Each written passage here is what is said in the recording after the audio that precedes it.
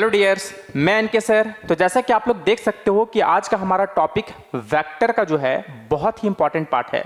अगर आज का लेक्चर अगर आप लोग बढ़िया तरीके से नहीं समझते हो तो समझ जाओ यार कि आप लोग फिजिक्स में हर जगह लौट जाओगे, क्योंकि बिना वेक्टर का जो है यार कहीं पर भी आप लोग टिक नहीं पाओगे फिजिक्स में।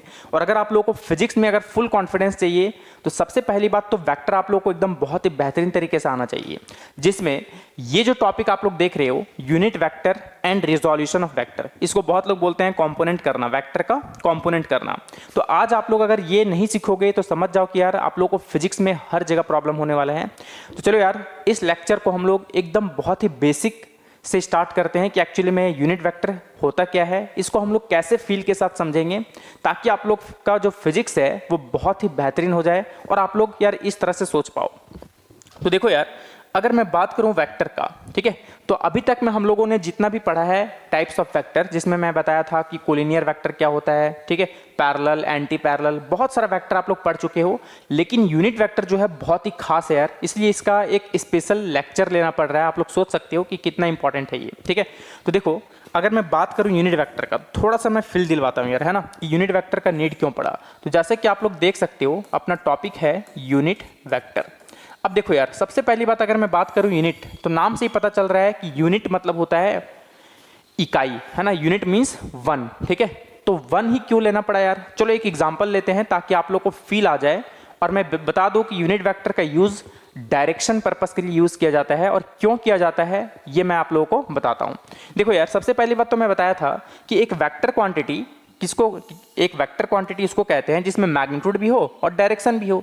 इट मींस उसको हम लोग एरो से दिखाते हैं। अगर हम लोग उसको ग्राफिकली अगर दिखाएं तो एरो से दिखाते हैं। इसका जो हेड होता है वो डायरेक्शन बताता है। यहाँ पर हम लोग ये बहुत ही शानदार वे में पढ़े थे कि हेड जो होता है वो डायरेक्शन बताता है, ठीक है। बोले हाँ यार ठीक है। और इसका जो लेंथ होगा वो क्या बताता है, मैग्नीट्यूड बताता है। इतना बात तो आप लोग यार जानते हो। बस इस चीज को आप लोग एकदम दिमाग में बैठा के रख लो कि एक एरो से हम लोग रिप्रेजेंट करते हैं वेक्टर को, ठीक है। और एरो का जो हेड होता है वो डायरेक्शन बताता है और लेंथ जो होता है वो मैग्नीट्यूड बताता है। बोले हाँ यार चलो ठीक है, बहुत बढ़िया, अब क्या करें। अब देखो सिंपल सा मतलब आप समझना, एक वैसा वेक्टर, ठीक है, जो सिर्फ और सिर्फ डायरेक्शन पर्पस के लिए इस्तेमाल होता हो और उसका जो लेंथ होगा वो वन हो। इट मीन्स उसका मैग्नीट्यूड कितना हो, वन हो। बोले सर ऐसा वेक्टर लेने का नीड ही क्यों पड़ा जिसका मैग्नीट्यूड वन हो। अब देखो यार मैं एक्सप्लेन करता हूँ, ठीक है। आप लोग को एकदम बहुत ही शानदार वे में आप लोग को ये लेक्चर समझ में आ जाएगा, ठीक है। फील यार जरूरी है लाइफ में, ठीक है।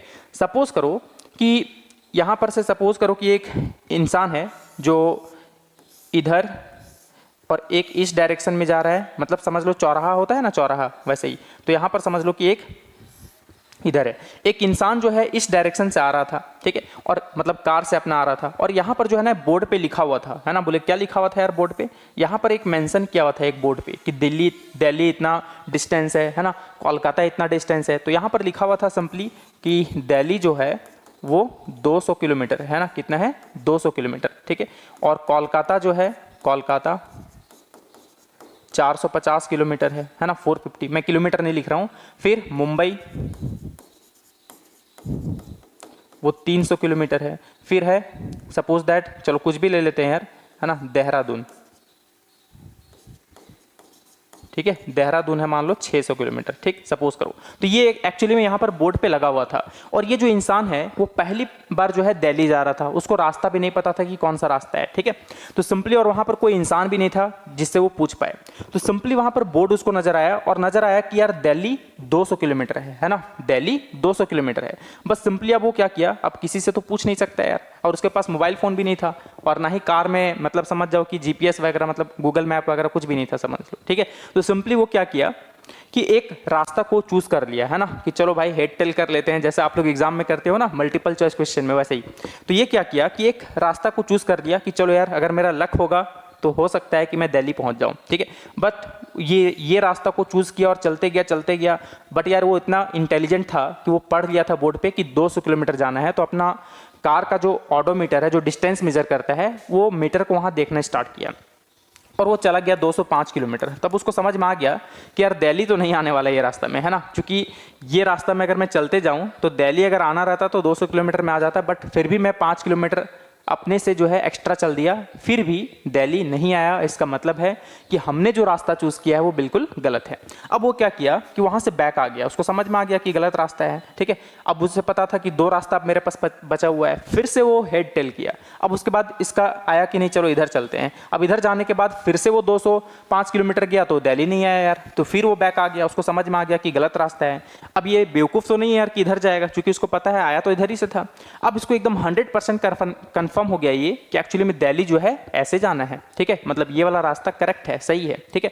अब वो सोचा कि यार मेरा तो इतना टाइम वेस्ट हो गया यार, है ना, इससे बढ़िया अगर हो सकता है कि कोई दूसरा इंसान आए तो उसको भी ऐसा कन्फ्यूज़न हो सकता है। तो ये बेचारा बहुत ही भला इंसान था, वो सोचा कि जो मेरे साथ प्रॉब्लम हुआ है वो किसी दूसरे के साथ ना हो। लेकिन आजकल होता क्या है, मेरे साथ प्रॉब्लम हुआ है तो बाकी सबके साथ होना चाहिए, ठीक है, ये सोचते हैं लोग। लेकिन यार ऐसे सोचना चाहिए, ठीक है, कि जो मेरे साथ हुआ है किसी दूसरे के साथ ऐसा ना हो। तो ऐसा क्या किया जाए, तो बोला कि चलो इसमें एक डायरेक्शन दे देते हैं, ठीक है। तो वो क्या किया, सिंपली ध्यान देना, यहाँ पर क्या किया ना, जो दिल्ली लिखा हुआ था ना, यहाँ देखना, दिल्ली जो लिखा हुआ था 200 किलोमीटर, ठीक है।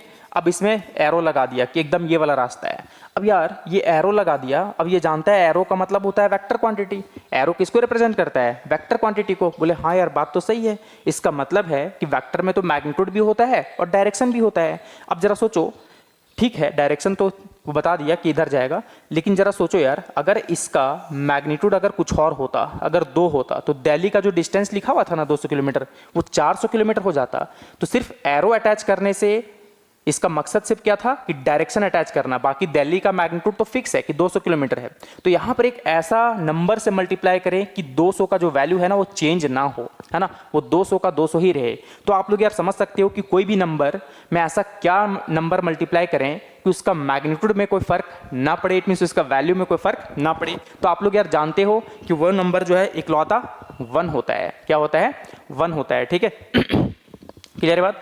तो कोई भी नंबर में 1 मल्टीप्लाई होगा, इसका मतलब यार इसका मैग्नीट्यूड में हमको बदलना नहीं है, सिर्फ डायरेक्शन बताना है। इसका मतलब ऐसा वेक्टर लेना पड़ेगा जो सिर्फ डायरेक्शन बताता हो और उसका मैग्नीट्यूड 1 हो। बोले हाँ यार बात तो सही है, इसका मतलब है कि एक स्पेशल टाइप का वेक्टर हो गया ये, है ना, जो डायरेक्शन भी बता रहा है और साथ ही साथ इसका मैग्नीट्यूड कितने हैं, 1 है। बोले हाँ बात तो सही है, इसी का नाम दिया गया यूनिट वेक्टर। बोले अच्छा, क्या नाम दिया गया, यूनिट वेक्टर। यूनिट वेक्टर कहने का मतलब है एक वैसा वेक्टर जो सिर्फ और सिर्फ डायरेक्शन पर्पस के लिए इस्तेमाल होता हो और उसका जो मैग्नीट्यूड होता है वो कितना होता है, 1 होता है। बोले हाँ यार बात तो सही है, एकदम बहुत बढ़िया, चलो ये बात तो फील आ गया कि यूनिट वेक्टर ये होता है। अब देखो यार, यूनिट वेक्टर के लिए हम लोग जो डायरेक्शन अटैच करते हैं, तो हम लोग जानते हैं यार एक्सिस हम लोग पढ़े हैं 3, एक्स, वाई और जेड। तो उसके बिहाफ पे जो है यूनिट वेक्टर को हम लोग कैसे रिप्रेजेंट करेंगे ये बात आप लोगों को पता होना चाहिए। बाय द वे, अगर ये एरो ऊपर लगा हुआ है, ठीक है, बहुत लोग यार ये कंफ्यूजन लोगों में रहता है, ऊपर मतलब ट्रक के नीचे नहीं आ जाना है, मतलब ये स्ट्रेट जा रहा है। अब बोर्ड तो ऐसे है ना यार, ऐसे तो नहीं है कि यहाँ पर आप लोग को दिख जाएगा, तो बोर्ड ऐसे लिखा हुआ है। कभी एरो अगर ऊपर है तो आप लोग को ट्रक के नीचे नहीं आना है, इसका मतलब स्ट्रेट चलते जाना है। अब एक बच्चे से मैं पूछा था, ठीक है, कि बताओ ये कार्डिनल डायरेक्शन सबको जानते हैं, ईस्ट वेस्ट नॉर्थ साउथ, ठीक है। ईस्ट इधर होता है, वेस्ट इधर होता है, नॉर्थ इधर होता है, साउथ। बोला बच्चे अगर नॉर्थ की तरफ जाना है तो बताओ तुम किधर जाओगे। बोले सर ऊपर जाना है। या वो ये एक्चुअली में ऐसे नहीं है, ठीक है, ये एक्चुअली में ऐसे तो हम लोग बना रहे हैं इस सरफेस पे, लेकिन यार ऐसे होता है ना, 4 डायरेक्शन ऊपर नीचे से तो नहीं है, ऊपर तो अपवर्ड और नीचे डाउनवर्ड बोलते हैं। तो यार ये बना हुआ ऐसे है, बहुत लोग गलती से ये समझते हैं कि यहाँ है, ठीक है, इस तरह से नहीं, ये ऐसे बना हुआ है, ठीक है। ऐसे अगर बना दूं तो आप लोग को विजुअलाइज नहीं होगा, यहाँ पर तो है नहीं यार सरफेस जो मैं यहाँ पर ड्रॉ कर दूं, तो बोर्ड तो ऐसे लगा हुआ है, तो बनाने को ऐसे बना रहा हूँ, बट आप लोग को समझ में आना चाहिए ऐसे है, ठीक है। बहुत बच्चे में कन्फ्यूजन होता है, तो इसलिए मैं थोड़ा सा बता दिया, ठीक है, नहीं तो पता चला बहुत लोग ऊपर पहुँच जाते, ठीक है। देखो यार, तो यूनिट वेक्टर एक वैसा वेक्टर होता है जिसका मैग्नीट्यूड 1 हो और वो सिर्फ और सिर्फ डायरेक्शन पर्पस के लिए ही उसका इस्तेमाल किया जाता है। बोले हाँ यार बात तो सही है, चलो ठीक है, बहुत बढ़िया फील आया। अब क्या करें, अब देखो यार, अब अगर मैं बात करूं जैसे कि मुझे पता है, ठीक है, अच्छा ये डायरेक्शन में अगर आप लोग को प्रॉब्लम है रहा है तो आप लोग यार,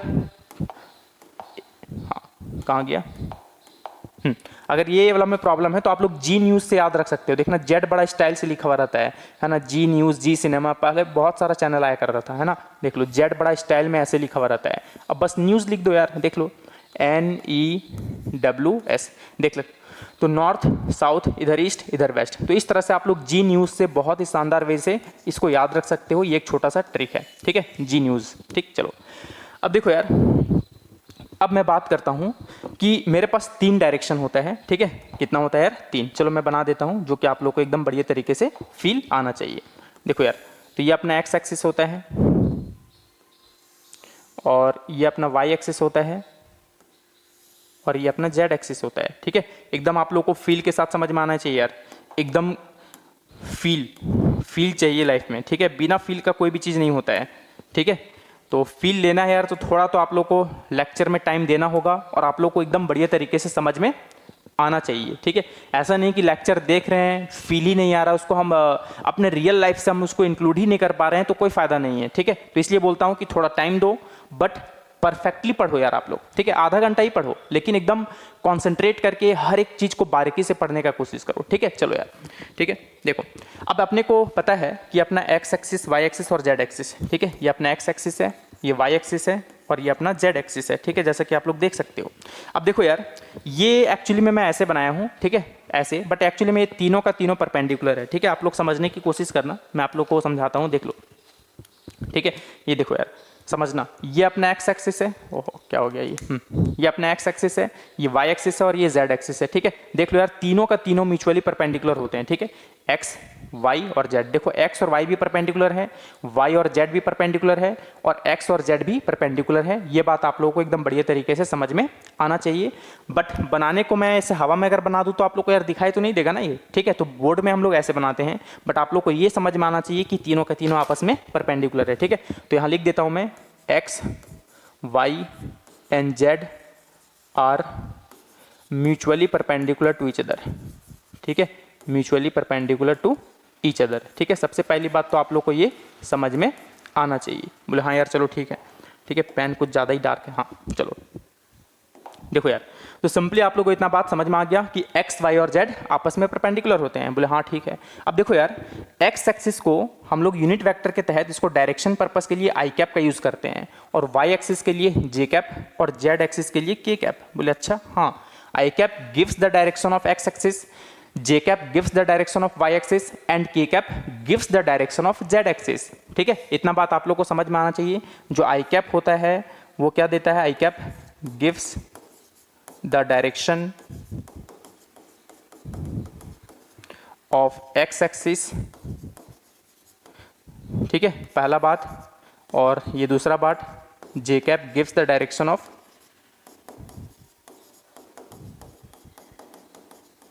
ठीक है, वाई एक्सिस और k cap gives the direction of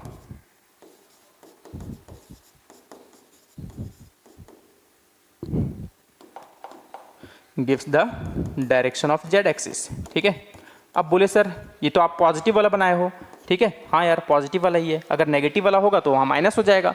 अगर x का नेगेटिव देख लो, इधर x का नेगेटिव है तो माइनस आई कैप हो जाएगा, y का नेगेटिव नीचे होगा तो माइनस जे कैप हो जाएगा, z इधर है बाहर की तरफ है ना, आउटवर्ड, तो z का नेगेटिव अंदर की तरफ होगा तो वो माइनस के कैप से रिप्रेजेंट करेंगे, ठीक है। इतना बात तो आप लोग को यार एकदम बढ़िया तरीके से समझ में आया होगा कि I cap, J cap and के कैप, ठीक है, gives the direction of gives the direction of x axis, Y axis and Z axis respectively, ठीक है।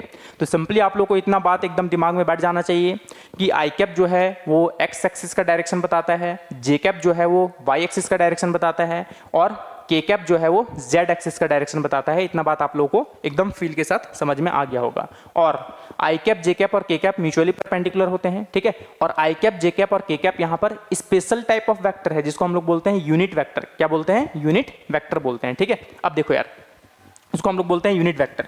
एकदम सिस्टमैटिक वे में चल रहा है, एकदम वेट करो, आप लोग को यूनिट वेक्टर और साथ ही साथ कंपोनेंट कैसे करते हैं वो आप लोग को एकदम बहुत ही बेहतरीन तरीके से फील आ जाएगा, ठीक है। चलो यार, अब देखो सिंपली मुझे पता है कि यहाँ पर जो आई कैप, जे कैप और के कैप है ना वो यूनिट वेक्टर है, ठीक है। यहाँ पर लिखना है i cap, J cap and के कैप आर यूनिट वेक्टर्स, ठीक है। क्या है ये? अपना यूनिट वेक्टर्स है। बोले क्या करे तब? यूनिट वेक्टर है तो कुछ नहीं यार, यूनिट वेक्टर है इसका मतलब उसका जो मैग्नीट्यूड होगा ना वो 1 होगा, ठीक है। चाहे आई कैप का मैग्नीट्यूड बोलो या जे कैप का बोलो या फिर के कैप का बोलो, क्योंकि इसका मैग्नीट्यूड कितना होगा यार? 1 होगा। तो ये अपना एक स्पेशल टाइप का वेक्टर है, ठीक है। बोला अच्छा चलो ठीक है, ये तो मान लिए कि अपना एक स्पेशल टाइप का वेक्टर है, ठीक है। लेकिन अब आप लोग को यहाँ पर एक चीज पता होना चाहिए। देखो यार, मैं थोड़ा बैक जाता हूँ और यहाँ पर जो है इस चीज को डायग्राम को कॉपी कर लेता हूँ, ठीक है, ताकि आप लोगों को क्लोन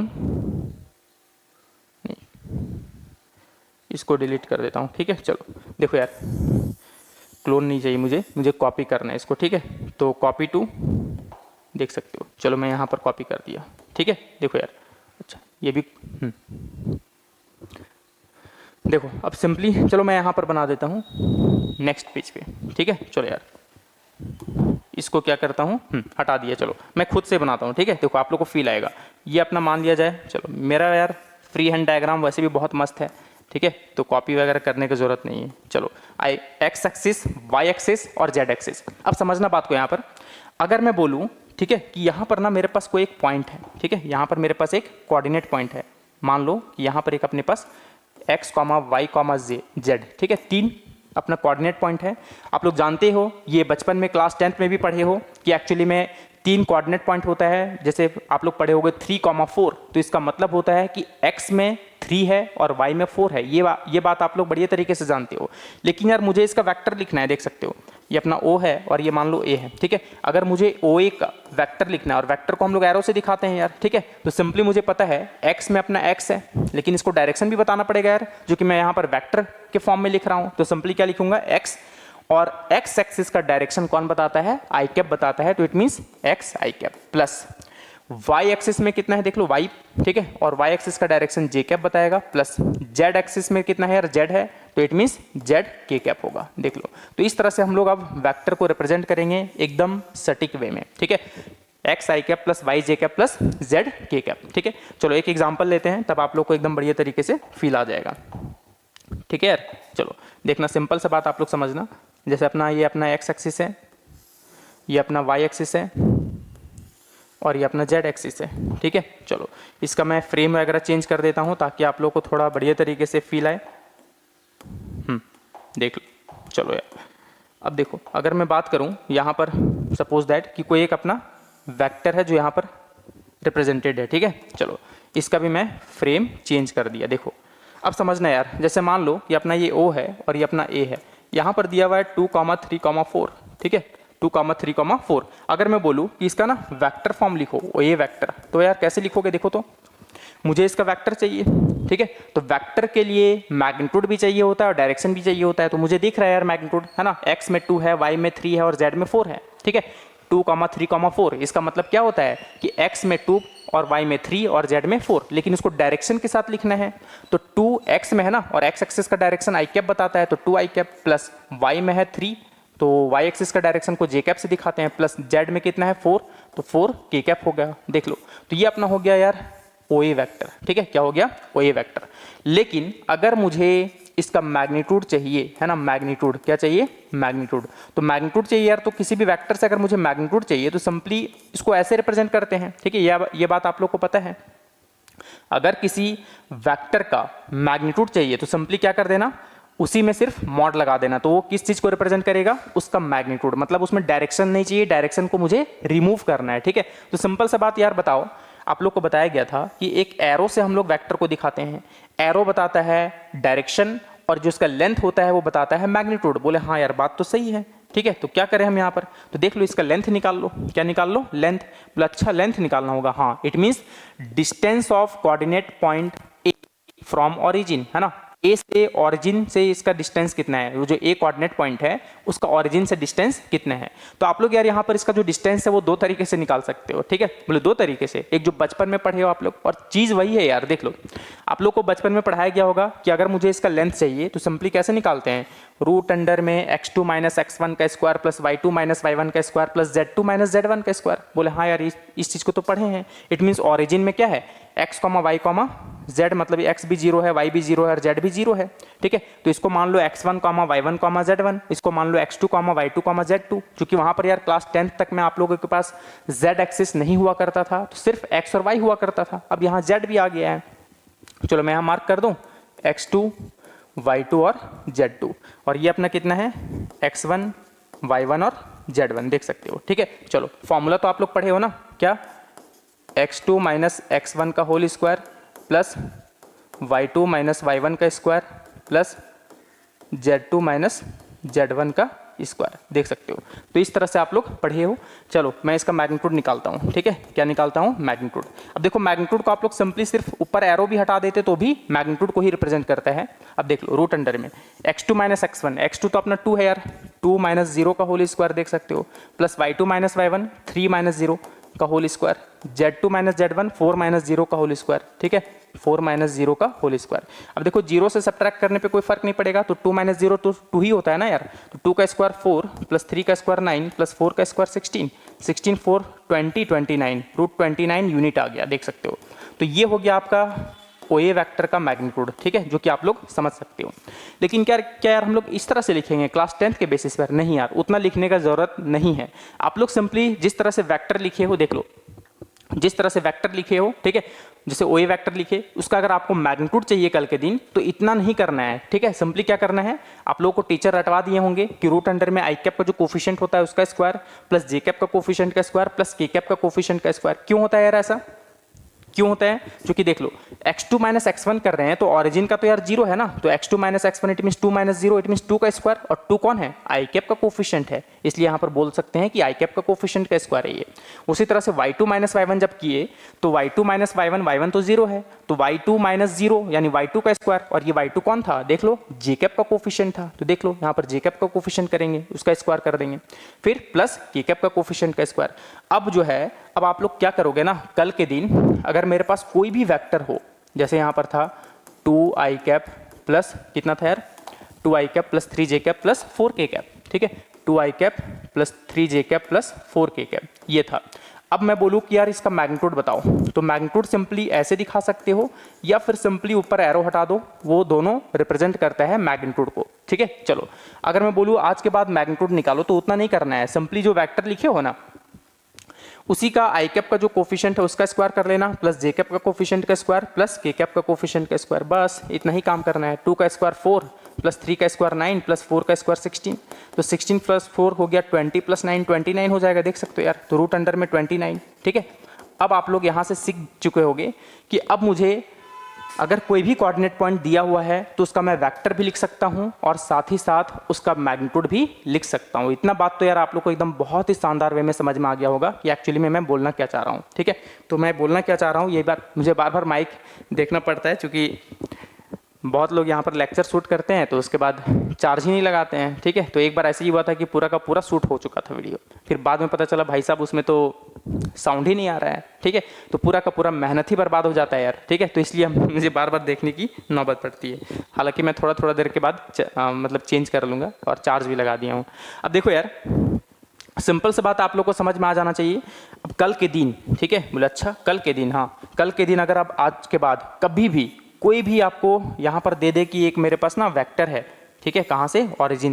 ऑरिजिन से कोई भी पॉइंट दे दे, जैसे मान लिया जाए O और यहाँ पर B हो, यहाँ पर सपोज दैट 5 7 और 9 कुछ भी दे दे, ठीक है। तो आपको जब बोला जाए कि बताओ यार इसका OB वेक्टर कितना होगा, तो सिंपली देख सकते हो 5 i cap plus 7 j cap plus 9 k cap, ठीक है, 5 i cap plus 7 j cap plus 9 k cap. अगर मुझे इस OB वेक्टर का मैग्नीट्यूड चाहिए तो कैसे निकालेंगे यार? रूट अंडर में आई कैप का कोफिशिएंट का स्क्वायर प्लस जे कैप का कोफिशिएंट का स्क्वायर प्लस के कैप का कोफिशिएंट का स्क्वायर। बोला हाँ यार बहुत शानदार, अब क्या करें? अब कुछ करना नहीं है, ठीक है। बस इतना बात अगर आप लोग को समझ में आ गया, अब हम लोग आते हैं यूनिट वेक्टर पे। बोला यूनिट वेक्टर तो समझ में आ गया? नहीं यार, वो तो हम लोग समझे हैं कि यूनिट वेक्टर होता क्या है, लेकिन अगर मुझे कल के दिन ये बोले कि मुझे कोई वेक्टर दे दे और बोले कि बताओ इसका यूनिट वेक्टर क्या होगा, तो आप लोग कैसे कैलकुलेट करोगे मैथमेटिकली, वो मैं समझाता हूँ, ठीक है। देखो यार सिंपल सा बात है, सिंपली अगर मैं बात करूँ तो कल के दिन अगर मेरे को अगर बात करूँ, सपोज कि मेरे पास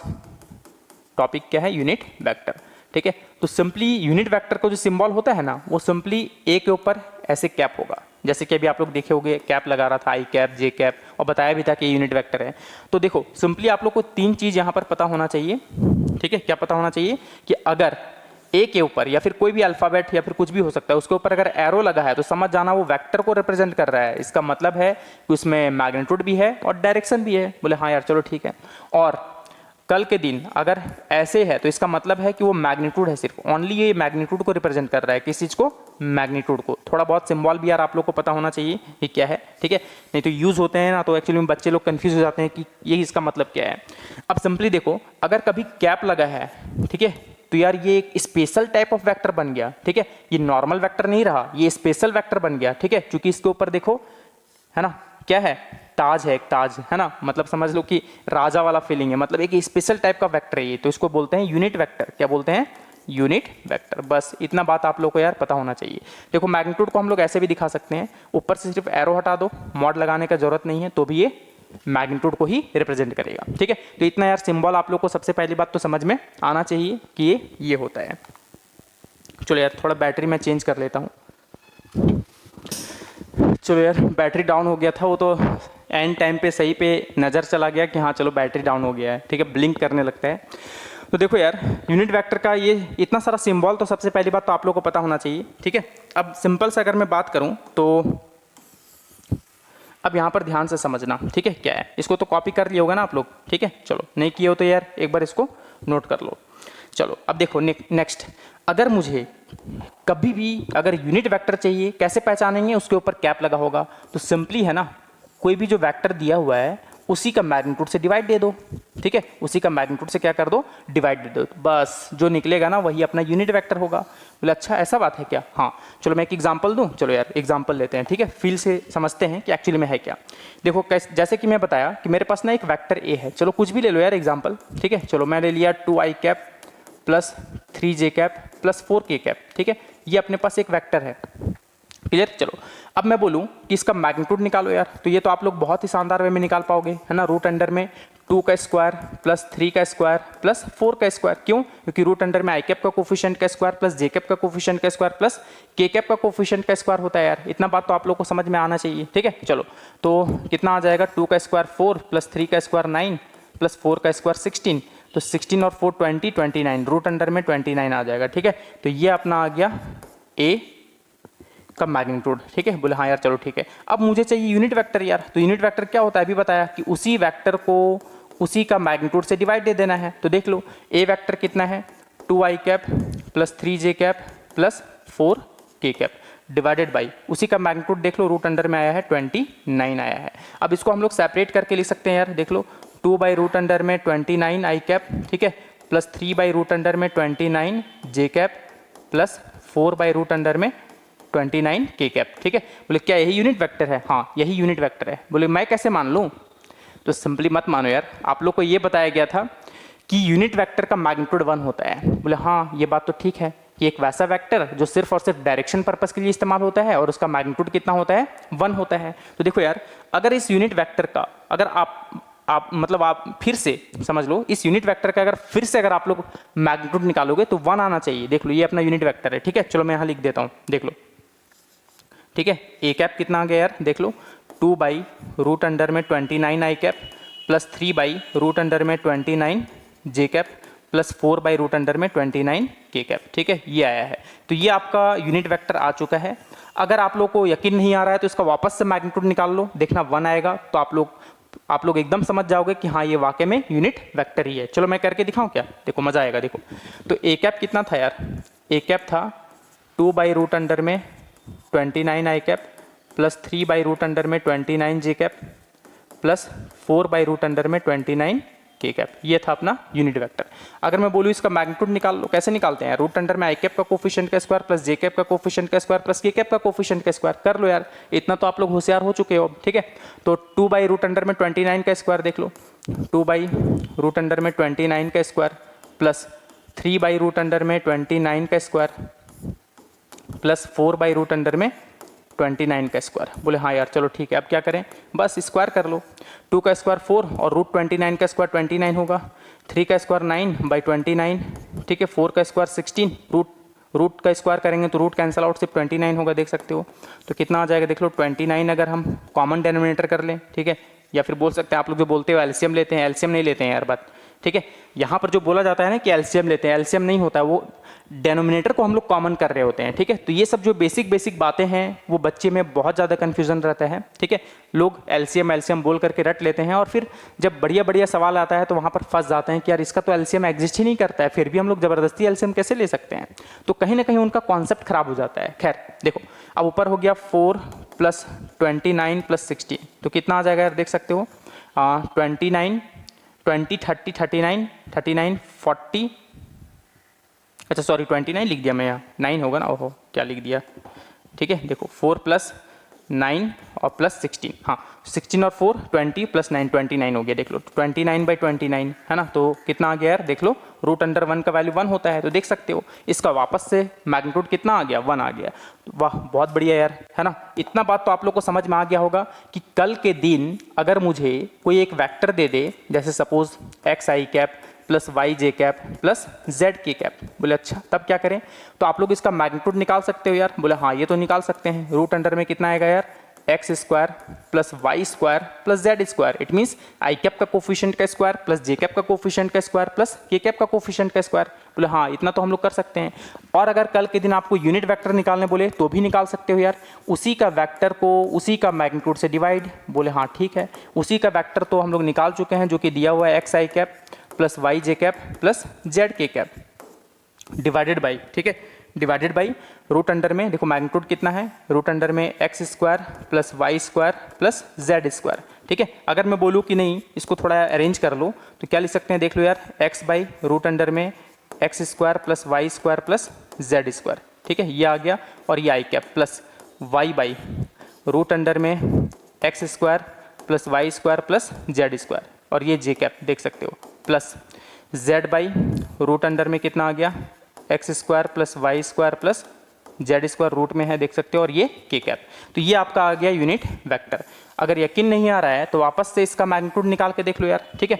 तो अगर मैं मैग्नीट्यूड निकालूं इसका, नीचे स्पेस है ना, हाँ देख लो, अगर मैं इसका वापस से अगर मैग्नीट्यूड निकालूं तो रूट अंडर में आई कैप का कोफिशिएंट का स्क्वायर मैं डायरेक्टली करूं तो एक्स स्क्वायर हो जाएगा यार, देख लो एक्स स्क्वायर, और नीचे क्या आएगा रूट कैंसल आउट, तो X square plus Y square plus Z square आएगा, प्लस इसका स्क्वायर करूंगा तो कितना आ जाएगा वाई स्क्वायर बाई देख सकते हो है ना, divided by X square plus Y square plus Z square, plus अगर जेड कैप यानी सॉरी के कैप का कोफिशिएंट का स्क्वायर करूंगा तो जेड स्क्वायर डिवाइडेड बाई, अच्छा रूट कैंसल आउट हो जाएगा, ठीक है, तो कितना आएगा X square plus Y square plus Z square. अब देखो अगर यहाँ पर कॉमन डिनोमिनेटर कर लूँ है ना, X square plus Y square plus Z square, तो ऊपर भी क्या बचेगा यार X square plus Y square plus Z square, और न्यूमरेटर और डेनोमिनेटर में अगर इक्वल है तो कट करके 1 हो जाएगा, और 1 का स्क्वायर रूट 1 होता है, इसका मतलब एक यूनिट वेक्टर का जो मैग्नीट्यूड होता है वो 1 होता है, ठीक है। बस इतना बात यार आप लोगों को एकदम बढ़िया तरीके से समझ में आना चाहिए कि मुझे कोई भी कोऑर्डिनेट पॉइंट दे ऑरिजिन से तो मुझे वेक्टर लिखने आता है, ठीक है, तो उसको हम लोग सिंपली एक्स आई कैप प्लस वाई जे कैप प्लस जेड के कैप में लिख सकता हूँ, बोले हाँ यार बात सही है। अगर मुझे कल के दिन मैग्नीट्यूड चाहिए तो इसका सिंबल तो ऐसे होता है, या फिर सिंपली ऊपर एरो हटा दूं सिर्फ ए लिख दूं तो भी वो मैग्नीट्यूड को ही रिप्रेजेंट करेगा, जो कैसे निकालते हैं रूट अंडर में आई कैप का जो कोफिशिएंट होगा उसका स्क्वायर प्लस जे कैप का कोफिशिएंट का स्क्वायर प्लस के कैप का कोफिशिएंट का स्क्वायर, बोले हाँ यार ठीक है। अगर मुझे यूनिट वेक्टर चाहिए तो इसका सिंबल ऐसे होता है, याद रखना है कैसे निकालते हैं, उसी का नॉर्मल वेक्टर को उसी का मैग्नीट्यूड से डिवाइड, ठीक है। अगर यकीन नहीं आता है किसी को तो उसका वापस से मैग्नीट्यूड निकाल लेना, रिजल्ट 1 आएगा, बोले हाँ यार बहुत शानदार, इतना तो एकदम बढ़िया तरीके से समझ में आ गया कि यूनिट वेक्टर क्या होता है। यूनिट वेक्टर एक ऐसा वेक्टर होता है जिसका मैग्नीट्यूड 1 होता है, और सिर्फ इसको हम लोग डायरेक्शन पर्पस के लिए ही इस्तेमाल करते हैं, ठीक है। चलो इतना बात तो आप लोगों को एकदम फील के साथ समझ में आया होगा। अब आते हैं नेक्स्ट, बोले नेक्स्ट क्या है यार, तो नेक्स्ट अगर मैं बात करूं तो सिंपली आप लोग को समझ में आना चाहिए कि चलो यूनिट वेक्टर तो समझ में आ गया कि क्या होता है, और उसका हम लोग कैलकुलेशन कैसे करते हैं वो भी हम लोग बहुत ही बेहतरीन तरीके से समझ गए हैं। अब देखो अगर मैं बात करूं रिजोल्यूशन ऑफ वेक्टर, जो बहुत ही इंपॉर्टेंट है, और बच्चे लोग जो है इसमें बहुत ज़्यादा कंफ्यूज रहते हैं, ठीक है। चलो यार आज के बाद आप लोग इसमें भी कंफ्यूज नहीं रहोगे, रिजोल्यूशन क्यों करते हैं, ठीक है। सबसे पहली बात तो ये आप लोग को एकदम फील आना चाहिए कि हम लोग कंपोनेंट क्यों करते हैं, आखिर इसका क्या मकसद है, ठीक है। पहले मकसद जानने की कोशिश करो, तब जो है आप लोग एकदम बहुत ही बेहतरीन तरीके से हर एक चीज़ को सीख पाओगे और आप लोग को मज़ा आएगा उस चीज़ में, ठीक है। चलो तो नेक्स्ट टॉपिक अपना क्या है, रिजोल्यूशन ऑफ वेक्टर। मैं कलर चेंज कर लूँ क्या थोड़ा टॉपिक के लिए, चलो ठीक है, थोड़ा मज़ा आता है लिखने में, है ना। रिजोल्यूशन, थोड़ा ये शायद बहुत डार्क हो गया नहीं, चलो यार थोड़ा इसको मैं देखो रिजोल्यूशन ऑफ वेक्टर, तो देख सकते हो टॉपिक आप लोगों को एकदम दिख रहा होगा, नहीं दिख रहा नहीं यार,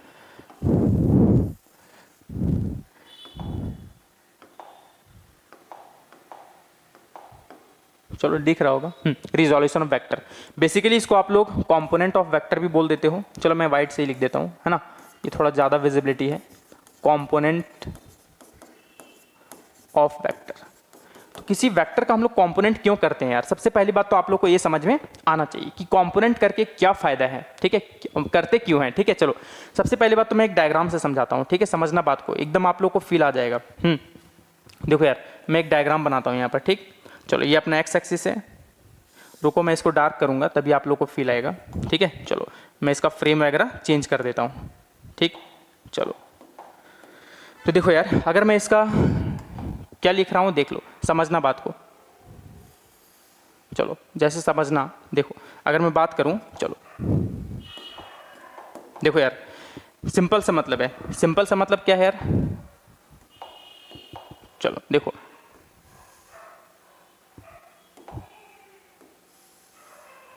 देखो इसका कहीं x में भी कुछ पार्ट होगा यार और y में भी कुछ पार्ट होगा, देख सकते हो, ठीक है। y में भी कुछ पार्ट होगा, देख सकते हो, जैसे कि x में इतना पार्ट है और y में इतना पार्ट है। अगर समझ लो कि अगर मैं इसको मार्क करूं, ठीक है, मार्क करूं, तो सपोज करूं कि x में अपना 3 था और y में अपना 4 है वैल्यू, ठीक है, कितना है 3 और 4। तो सिंपल सा बात, अगर मैं कल के दिन देखो, अगर मैं बोलूं कि x में 3 है और y में 4 है, मेरे पास एक कोऑर्डिनेट पॉइंट है, देख लो, अगर यहाँ बोलूं कि 3,4 है, तो इसका मतलब यार आप लोग समझते हो ना कि x में 3 है और y में 4 है। इतना बात तो आप लोग जानते हो। बोले हाँ यार इतना बात तो जानते हैं, लेकिन अगर मान लिया जाए कि कल के दिन, बोले अच्छा कल के दिन अगर ये वाला मार्क को हटा दिया जाए और x में कितना है और y में कितना है हटा दिया जाए और सिर्फ इसका लेंथ दे दे और बोले कि बताओ x में कितना और y में कितना, तो क्या आप लोग कैलकुलेट कर पाओगे? बोले नहीं यार पता नहीं कितना होगा, और ये आप लोग बता भी नहीं पाओगे, ठीक है, इवन कोई भी नहीं बता पाएगा, ठीक है। एक तरीका है, जब हम लोग शैडो वगैरह डालेंगे, यहाँ से टॉर्च डालेंगे तो शैडो देख लेंगे कि कहाँ पर कितना लेंथ में बन रहा है, तो वहाँ से x में कितना प्रोजेक्शन हुआ है और y में कितना प्रोजेक्शन हुआ है, ये बात हम लोग प्रैक्टिकली कर सकते हैं, लेकिन मैथमेटिकली अभी हम लोग नहीं बता पाएंगे। बोले क्यों? देखो इसका जो वेक्टर का लेंथ है ना, वो लेंथ x के साथ और y के साथ कितना एंगल बना रहा है उस पर भी डिपेंड करेगा। बोले अच्छा क्या बोलना चाह रहे हो आप? देखो यार अगर मैं इसको कॉपी करता हूँ सिर्फ, ठीक है, चलो समझना बात को, ठीक है, समझना। अगर इतना ही वेक्टर का लेंथ अगर कोई दूसरा हो, देखो अगर इतना ही वेक्टर का लेंथ अगर मान लो इतना ही, देख लो अगर मैं इसका यहीं तक बना रहा हूँ, देख लो यहीं तक, ठीक है, एकदम यहीं तक बनाया, देख सकते हो, मैं बेईमानी एकदम नहीं कर रहा हूँ, बस देख लो यहीं तक है, इसको मैं सिंपली देख लो, जैसे जैसे मैं x में बढ़ा रहा हूँ, देखो मान लो कि एक यहाँ पर है, ठीक है, चलो एक यहाँ पर बना दिया, देख सकते हो, देखना, और एक मैं एक और बना रहा हूँ, ठीक है, देख लो इतना ही लेंथ बना रहा हूँ, देख सकते हो, देखो लेंथ यार सेम है, देख सकते हो, देख लो, बस इसको रोटेट करा रहा हूँ, देख लो, ठीक है, क्या करा रहा हूँ? रोटेट करा रहा हूँ। चलो देखना क्या बोलना चाह रहा हूँ, थोड़ा इसको रोटेट और करवा देता हूँ, ठीक है, ताकि आप लोगों को फील आ जाए, देखना बात को समझना यार क्या बोलना चाह रहा हूँ, ठीक है। थोड़ा इसका फ्रेम चेंज कर देता, थोड़ा डार्क कर दिया, ठीक है, चलो हाँ देखो समझना बात को, क्या ये तीनों का लेंथ बराबर है? बोले हाँ यार तीनों का लेंथ तो बराबर है, आप बेईमानी नहीं किए, इतना बात तो हमको पता है, ठीक है। अब देखो यार अगर मैं इसका प्रोजेक्शन डालूँ, ठीक है, देखना इसका, अगर मैं इसका प्रोजेक्शन डालता हूँ, देख लो x में इतना है और इसका y में इतना है, देख सकते हो, ठीक है। उसी तरह से देखो यार इसका अगर मैं बात करूँ तो x में इतना है और y में इतना है, तो देखो यार हर एक का भले लेंथ अलग है, लेकिन देखो अगर अलग अलग एंगल है, यहाँ से देखो θ1 एंगल बन रहा है, यहाँ से θ2 एंगल बन रहा है, यहाँ से θ3 एंगल बन रहा है, अगर एंगल अलग अलग है, ठीक है, मैं थोड़ा इसको बड़ा कर दूं क्या, तब आप लोग को फील आएगा यार,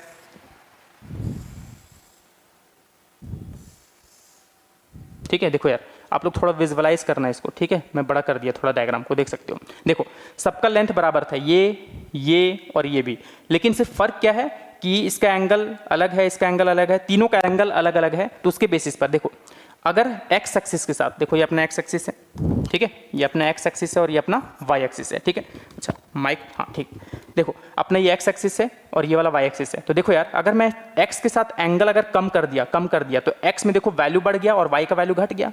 अगर मैं x से एंगल थोड़ा बढ़ा देता हूँ, ठीक है, देख लो x का पार्ट जो है घट गया और y का पार्ट थोड़ा, देख लो समझना बात को, एकदम फिर से एक बार रिपीट कर रहा हूँ, देखो सबका वेक्टर का लेंथ सेम है यानी मैग्नीट्यूड सेम है, तो सिंपली देखो x के साथ एंगल कम है, थीटा देख लो ये वाला सबसे कम एंगल बनाया है, तो कम एंगल है तो x में देखो पार्ट ज़्यादा है और y का पार्ट इतना तक है। लेकिन अगर मैं x से एंगल बढ़ा देता हूँ, ठीक है, तो x का देखो पार्ट घट गया, पहले यहाँ से यहाँ आ गया, देख लो ये पॉइंट नंबर 1, पॉइंट 1 से 2 आ गया, लेकिन y में देखो 1 से 2 में आ गया, मतलब y का पार्ट बढ़ गया। उसी तरह से अगर मैं इसका थोड़ा एंगल और बढ़ा देता हूँ एक्स के साथ, देखो एक्स का पार्ट और घट जाएगा और वाई से बढ़ जाएगा, देख सकते हो। बात को समझ रहे होगे तो आप लोग को एकदम फील आया होगा कि यार अगर सिर्फ मुझे एक मैग्नीट्यूड दे दे, ठीक है, तो मैं x में कितना है और y में कितना है ये चीज़ मैं डिटेक्ट नहीं कर पाऊंगा जब तक कि x और y के साथ एंगल ना दिया हो, ठीक है। जब x और y के साथ एंगल देगा तभी हम लोग x में कितना पार्ट है और y में कितना पार्ट है ये हम लोग निकाल सकते हैं। कब? जब उस वेक्टर का मैग्नीट्यूड दिया हुआ है, इट मीन्स लेंथ गिवन है, ठीक है। एकदम शानदार वे में यार आप लोग को समझ में आना चाहिए। चलो मैं आता हूँ नेक्स्ट में, क्या समझाना चाह रहा था वो मैं फिर से एक बार रिपीट करता हूँ और डायग्राम को फिर से एक बार बनाता हूँ। यार फील चाहिए लाइफ में, फील अगर नहीं लोगे ना तो आप लोग को एकदम गारंटी है कि समझ में नहीं आने वाला है, ठीक है। देखो तो अगर मैं बात करूं इसका, ठीक, देखो ये अपना है तो समझना बात को। अब देखो अगर मैं इसका बात करूं तो इसका थोड़ा डार्क कर देता हूं, ठीक है। चलो यार, हाँ देखो तो सिंपली अगर मैं बात करूं तो यहां पर अगर मैं एक ड्रॉ कर लेता हूं, चलो समझना बात को, ठीक है। क्या मैं बोला, इसको समझना है। देखो तो सिंपली यहाँ पर क्या बोलना चाह रहा हूँ, देखो अगर मैं बोलूँ कि यहाँ पर ना इसका x में और y में चलो मैं वैल्यू दे देता हूँ, बोले अच्छा ठीक है दे दो यार, क्या है देख लो, ये अपना x में है और ये अपना y में है, ठीक है। दिख रहा होगा आप लोगों को, अगर नहीं दिख रहा है तो मैं फिर से इसको डार्क कर देता हूँ थोड़ा ताकि आप लोग विजुअलाइज कर पाओ, ठीक। चलो देखो यार मैं क्या बोला कि यहाँ पर ना मैं मार्क कर दिया था कि यहाँ 0 है, यहाँ पर 1 है, यहाँ पर 2 है, यहाँ पर 3 है, और इसी तरह से यहाँ पर भी मार्क कर दिया था 0 1 2 3 और ये रहा 4। तो देखो यहाँ पर वैल्यू के साथ मैं देख पा रहा हूँ कि इसका x में 3 है और y में 4 है। अब बताओ यार इसका मैग्नीट्यूड कितना होगा, तो आप लोग निकाल सकते हो। बोले कैसे, देख लो तो कैसे निकाल सकते हो, देख लो ये 3 है और ये 4 है, इसका मतलब है कि पाइथागोरस थ्योरम लगा सकते हैं। यहाँ पर राइट एंगल ट्रायंगल बन रहा है तो ये अपना 3 हो गया, देख सकते हो यहाँ से यहाँ तक 3 है और यहाँ से यहाँ तक 4 है, ठीक है, यहाँ से यहाँ तक 4 है, ठीक है। अब समझना बात को, अगर मैं पाइथागोरस थ्योरम निकालूंगा तो इसका लेंथ कितना आ जाएगा, 5 आ जाएगा। कितना आ जाएगा, 5। अब बताओ अगर मैं कल के दिन ये सब पार्ट मिटा दूं, ठीक है, ये सब कुछ नहीं हो, ठीक, सिर्फ इसका देख लो, सिर्फ इसका लेंथ दिया हो, इसका क्या दिया हो, लेंथ दिया हो।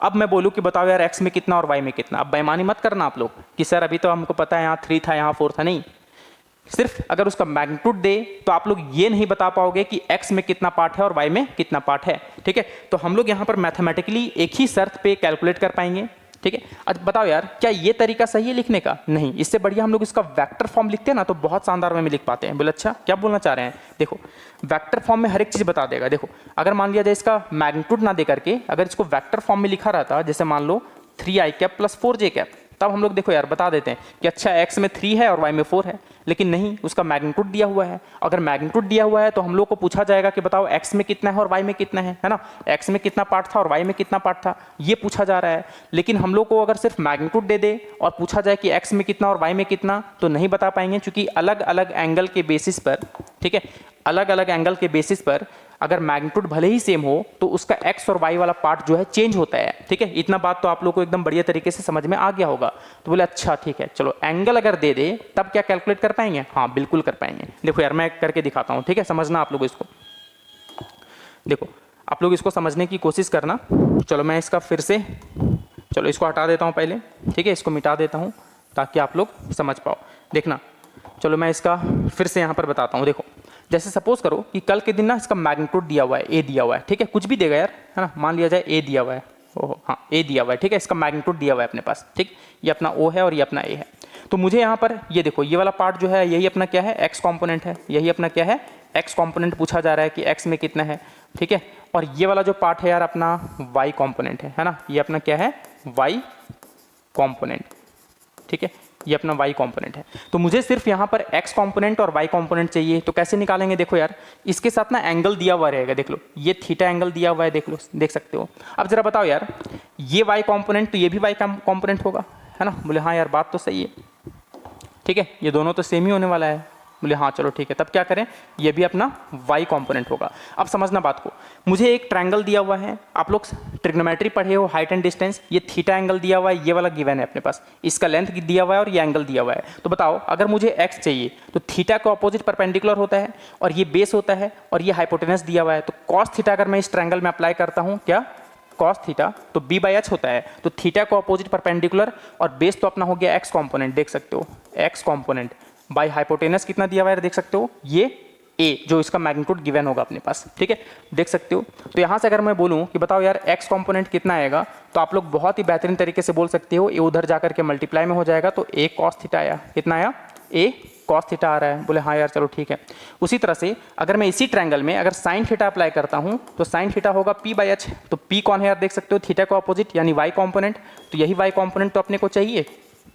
बाई हाइपोटेनस कितना है, देख सकते हो, ए के बराबर है। तो यहाँ से वाई कॉम्पोनेंट कितना आ जाएगा, देख सकते हो यार, ए साइन थीटा आ गया, ठीक है, कितना आ गया, ए साइन थीटा। बोले अच्छा, अब कल के दिन आप लोग को रटना नहीं है, ऐसे बार बार अप्लाई करने की जरूरत नहीं है। आप लोग यहाँ पर क्या है ना, एक्स कॉम्पोनेंट कितना आ गया, देख लो, कॉस थीटा आया इसके साथ, तो ए कॉस थीटा, देख सकते हो, जो मैग्नीट्यूड दिया हुआ है उसके साथ कॉस थीटा, और वाई कॉम्पोनेंट क्या आ गया, देख सकते हो, ए साइन थीटा, ठीक है। इतना बात तो आप लोग को समझ में आ गया, इसका मैग्नीट्यूड और उसके साथ साइन थीटा आता है। लेकिन क्या यार आप लोग ऐसे रटोगे क्या, नहीं, देखो आप समझना बात को, ठीक है। नेक्स्ट पार्ट में आते हैं फिर से, ठीक है। नेक्स्ट पार्ट में अगर मैं फिर से अगर डायग्राम बनाऊं, ठीक है, अगर मैं फिर से डायग्राम बनाऊं इस चीज का, तो आप लोग को यार फील आना चाहिए थोड़ा सा कि क्या है ये, ठीक है। चलो ये बात अपने को पता है। देखो यार समझना बात को, ये अपना एक्स है और ये अपना वाई है, और इसका ये वैल्यू दिया हुआ है ए। कल के दिन अगर थीटा ये दे दे तो बस अब मत कर देना कि अच्छा इसका एक्स कंपोनेंट और वाई कंपोनेंट क्या होगा, सो ठीक है। चलो मार्क करते हैं पहले, ये देख लो, ये अपना एक्स कंपोनेंट है और ये अपना वाई कंपोनेंट है, ठीक है। चलो मैं इसका थोड़ा फ्रेम चेंज कर देता हूँ। देखो यार, अब मैं अगर बोलूँ कि इसका बताओ एक्स कंपोनेंट कितना होगा और इसका वाई कंपोनेंट कितना होगा, ठीक है, तो ये दोनों आप लोग को फाइंड आउट करना है। तो अब ये मत रटना कि अच्छा अभी तो सर सिखाएं कि एक्स कंपोनेंट होता है जो मैग्नीट्यूड दिया हुआ है वो, और उसके साथ कॉस आता है, ठीक है, क्या आता है, कॉस थीटा। और वाई कंपोनेंट में अगर मैं बात करूं तो जो मैग्नीट्यूड दिया हुआ है उसके साथ साइन थीटा आएगा, तो साइन थीटा हो जाएगा। नहीं यार, ये बहुत बड़ा लिख लेना, अगर आप लोग ऐसे करोगे तो महाबेवकूफ़ हो, ठीक है। क्यों, क्योंकि अभी जो हम लोग एंगल लिए थे वो एक्स एक्सिस के साथ लिए थे, लेकिन इस बार वाई के साथ दे दिए हैं। तो सिंपली आप लोग देख सकते हो कि थीटा को अपोजिट परपेंडिकुलर होता है, तो ये अपना क्या हो गया, एक्स कंपोनेंट, देख सकते हो, ठीक है। ये एक्स तो ये भी एक्स कंपोनेंट होगा यार, देख सकते हो, ठीक है। और ये अपना वाई कंपोनेंट। तो जरा सोचो, अगर मैं यहाँ पर कॉस थीटा अप्लाई करता हूँ तो बी बाई एच, ठीक है, तो पी तो ये हो गया, तो बेस कौन हो जाएगा, वाई कंपोनेंट, देख लो, वाई कंपोनेंट, ठीक है। और हाइपोटेनस कौन होगा, ए होगा। तो यहाँ से जो वाई कंपोनेंट आ रहा है वो कितना आ रहा है, ए कॉस थीटा। बोले अच्छा सर यहाँ तो अलग अलग आ रहा है, यहाँ पर एक्स कंपोनेंट क्या आ रहा था, एक्स कंपोनेंट के साथ कॉस आ रहा था, यहाँ तो वाई कंपोनेंट के साथ कॉस आ रहा है, ये माजरा है क्या, तो माजरा कुछ नहीं है यार, ठीक है। अब देखो, चलो पहले मैं साइन थीटा यहाँ पर अप्लाई करता हूँ, ठीक है। साइन थीटा देखो पी बाई एच, तो पी तो अपना एक्स कंपोनेंट है, देख सकते हो, ठीक है, एक्स कंपोनेंट बाय हाइपोटेनस ए है, मतलब यहाँ से जो एक्स कंपोनेंट आ रहा है उसमें एक साइन थीटा आ रहा है। बोले यार कुछ समझ में नहीं आ रहा, रुको अभी मैं थोड़ा कंफ्यूज कर रहा हूँ आप लोग को जानबूझ करके, ताकि आप लोग थोड़ा इसमें एकदम ढल जाओ बढ़िया तरीके से। देखो पहले एक्स कंपोनेंट में कॉस और वाई कंपोनेंट में साइन, लेकिन अब क्या है, एक्स कंपोनेंट में क्या आ गया यार, साइन आ गया, और वाई कंपोनेंट में कॉस आ गया, मतलब बदल गया यार, ये माजरा है क्या। अब माजरा कुछ नहीं है, देखो जिसके साथ थीटा टच है ना, क्या याद रखोगे, जिसके साथ थीटा टच होता है उसके साथ कॉस आता है, और जिसके साथ थीटा टच नहीं होता है उसके साथ साइन आता है। बोले अच्छा ये बात है, हाँ देखो पहला वाला केस में आते हैं।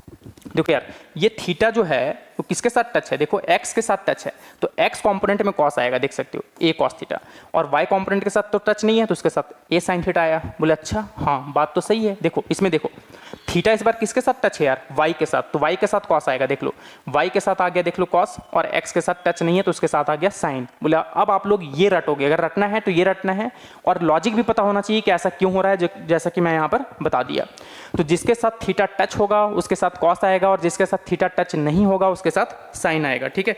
मुझे बार बार यार डर लगता है कि बैटरी फिर से डाउन ना हो जाए, क्योंकि इतना बढ़िया लेक्चर लेने के बाद अगर रिकॉर्ड नहीं होता है तो बहुत बुरा लगता है, ठीक है, मेहनत, ठीक है। चलो देखो, तो इसी तरह से यार आप लोग भी बढ़िया तरीके से मेहनत करो।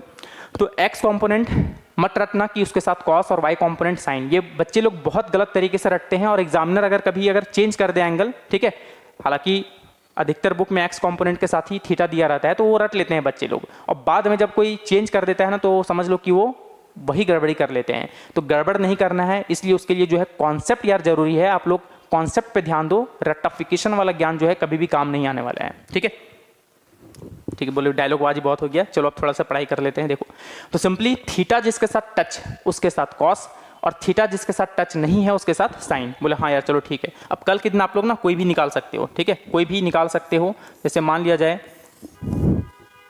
ये अपना इसका मैग्नीट्यूड दे दे, मान ले 5, ठीक है, 5 दिया हुआ है। अब इसके साथ थीटा दे दिया है 30 डिग्री। अब बोलेगा बताओ इसका कंपोनेंट क्या होगा, तो इसका एक्स कंपोनेंट जो होगा ना वो मुझे पता है, क्योंकि थीटा इसी के साथ टच है यार, तो इसके साथ ये 5 तो होगा ही होगा और कॉस 30 होगा। देख लो वाई कंपोनेंट अगर मुझे चाहिए, देख लो तो वाई कंपोनेंट अगर मुझे चाहिए तो कैसे होगा, देख लो यार, इसका मैग्नीट्यूड तो होगा ही होगा, यानी 5 तो लिखेंगे ही, और थीटा इसके साथ टच नहीं है तो साइन थीटा आएगा, देख सकते हो 5 साइन थीटा। ठीक है, चलो यार ये बात तो आप लोगों को समझ में आ गया होगा, ये 5 लिखा हुआ है, ठीक है, 5 साइन थीटा।